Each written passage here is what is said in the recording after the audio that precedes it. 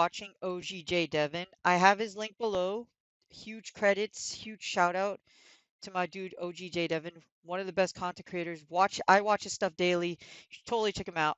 I was actually on his Twitch stream and I took a look on how he really liked Rockwrecker Superpower, Rhyperior, and I saw a few plays he was doing with it, and I was like, hmm, you know, I really like Rhyperior. Rockwrecker does a lot of damage to a lot of the meta, and Superpower is a very spammy but very powerful move. Now, before Superpower, you had Surf, so Surf and Rockwrecker was the best moveset.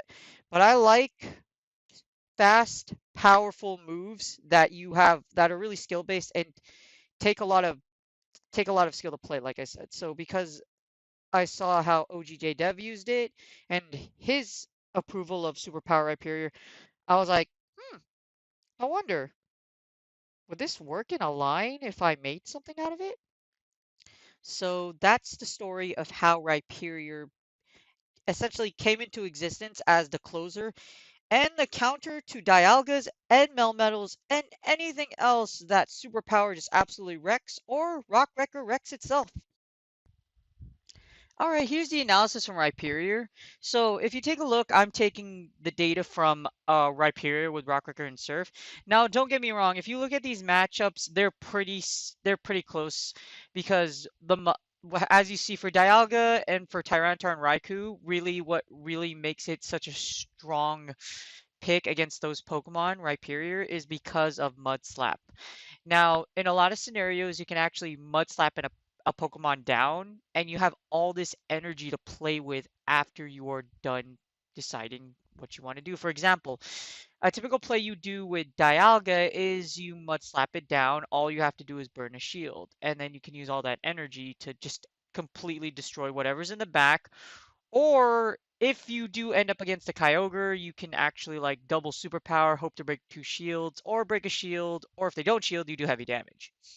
So here's the analysis. As you see, Rockwrecker, of course, get wrecked. Like everything, like that's what makes Rockwrecker amazing because not only of hashtag get wrecked, but really you need Rockwrecker.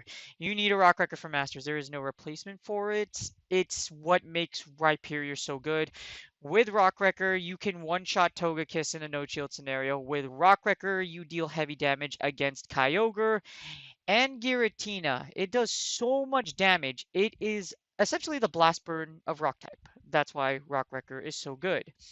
Now, the reason I use Superpower in my team comp is because Superpower gives you a lot of coverage against things such as Dialga, things like Melmetal, things like Snorlax.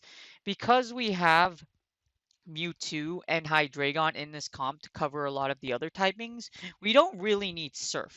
That's why we opt for Superpower, just because the fighting type has so much coverage.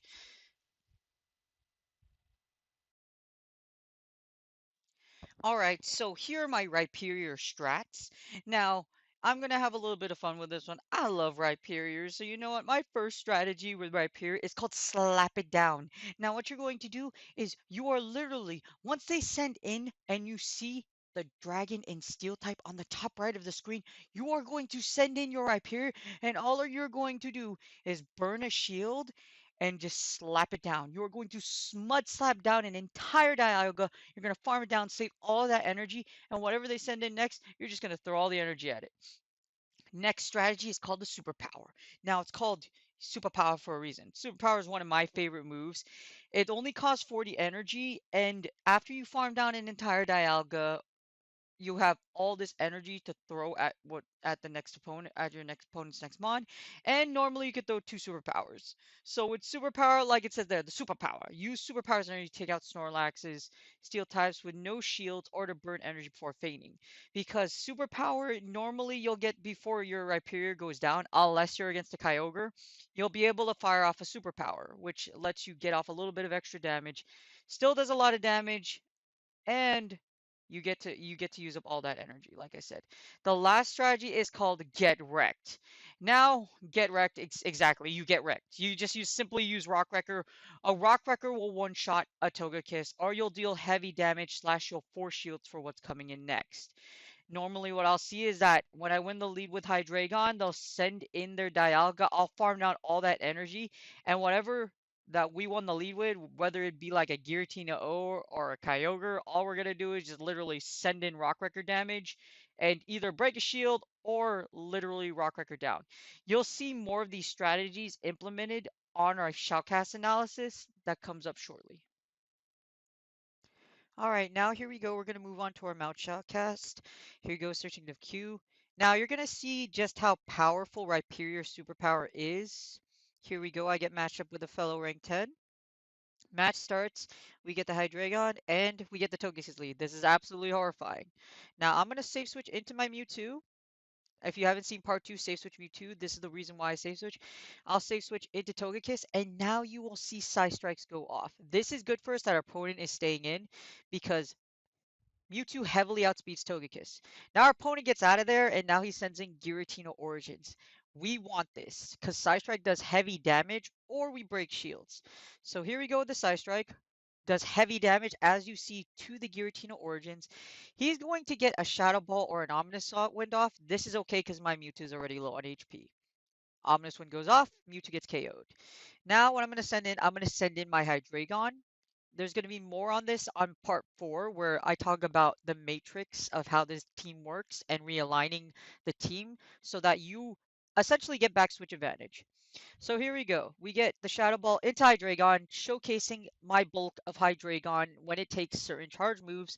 If you haven't seen Hydreigon Analysis Part 1, make sure you check it out on the link below.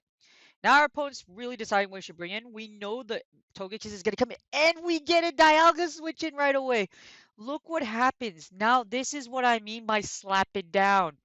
All we're going to do is burn that shield we have and slap down the Giratina. This is absolutely perfect for this situation, because here's what's going to happen.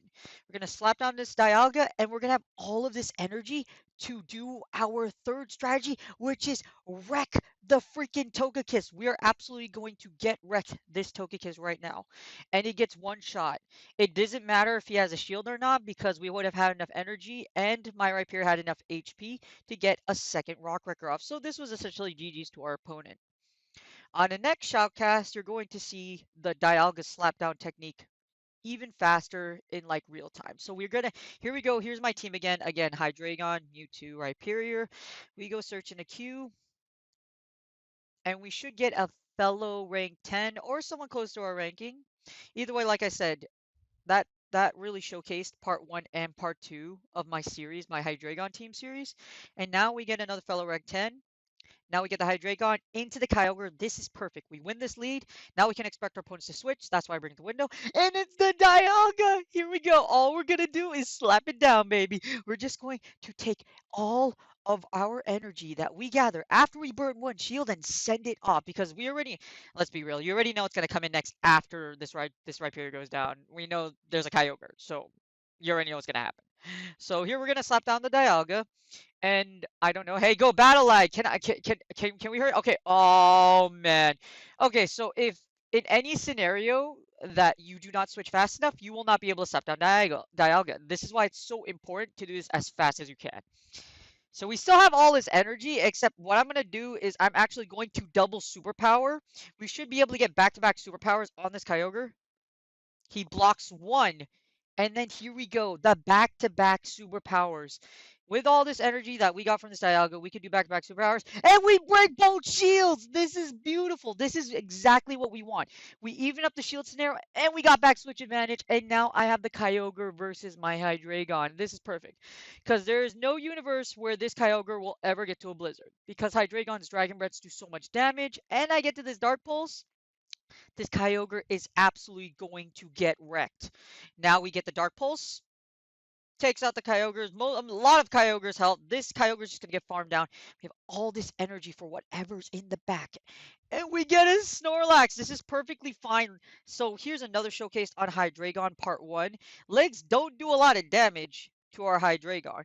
Our opponent has to use his energy here, but instead I opt to switch into the Mewtwo, because essentially all I have to do is either just Psystrike or Focus Blast him down. He's in the range of both moves, so that's a GG to my opponent. Now make sure you guys look out for part 4. Every challenge alone.